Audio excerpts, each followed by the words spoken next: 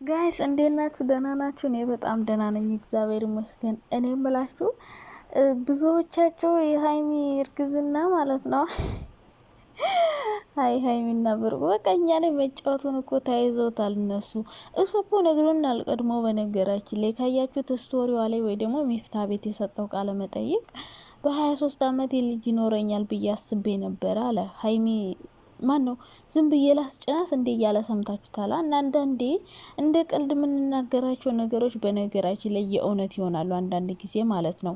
ሲቀጥል የእውነት አርግዛ ከሆነ መደበቅ እንደሌለባቸው ነው የሚሰማኝ። ምክንያቱም እያደገ ሲሄድ መታወቁ ስለማይቀር መደበቅ የለባቸውም ቢሆን የእውነት እንኳን ማለት ነው። ግን እኔ የእውነት ነው ብዬ አላስብም። ይህን ነገር የተጠቀሙበት እዩን ለማናደድ ወይ ደግሞ እዩን ከህይወታቸው በትንሹም ቢሆን ፈቀቅ ለማድረግ እሷ ትንሽ ረጋ እንድትል። ምክንያቱም የልጅ አባት ነው እያለች ሙጭጭ ብላ እያሰቃየቻቸው ስለሆነ እችን መንገድ የተጠቀሙ ይመስለኛል። ቢኮዝ እች ልጅ ምንም ልትፈታቸው ስላልቻለች እችን መንገድ መጠቀም ፈልገዋል ይመስለኛል ማለት ነው።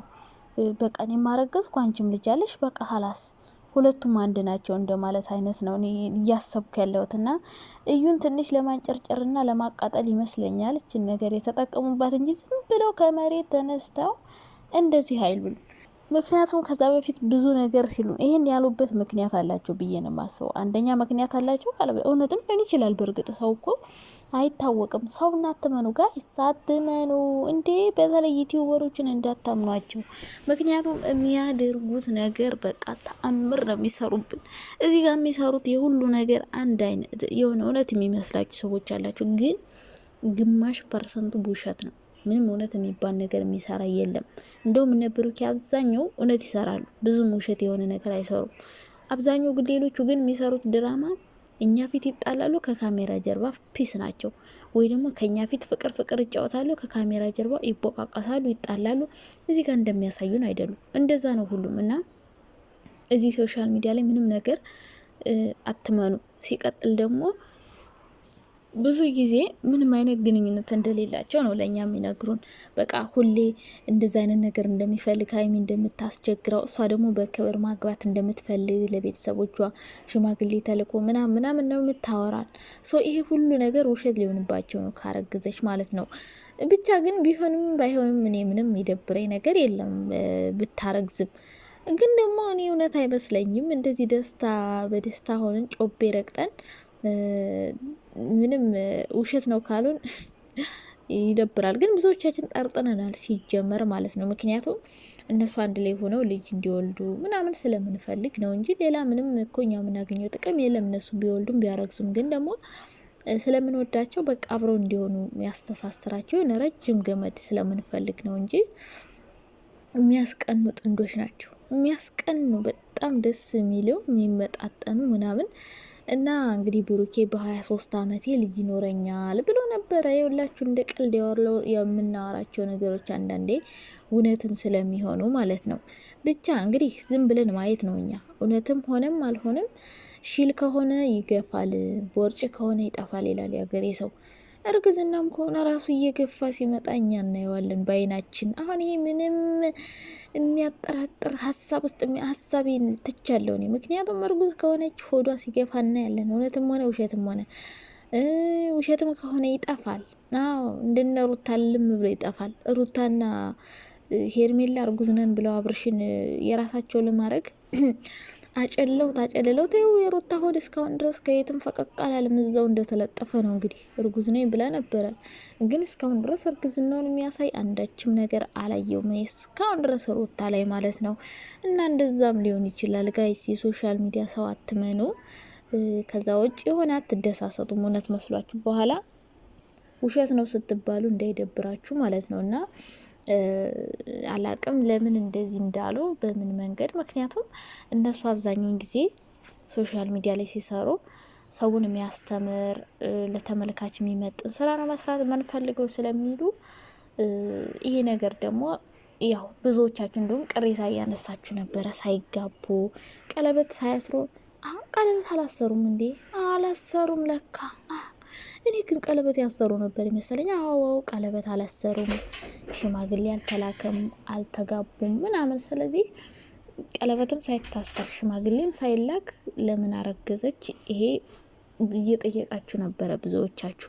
እኔም እያልኩ ነበር እንዴ ሳይጋቡ ሽማግሌ ሳይላክ በስነ ስርዓት በክብር ነው መሆን ያለበት። ፓሪስ ነው ሰርጋችን እያላችሁ እንደው ክርስትና ልታበሉን ወይኔ። እና እንደዛ እያለው ስለነበረ ያው ብዙዎቻችሁም ጥያቄ ፈጥሮባቸዋል። እንደዚህም ብለው ስለሆነ እርጉዝ ነኝ ስትል ሀይሚ አላመናችኋትም።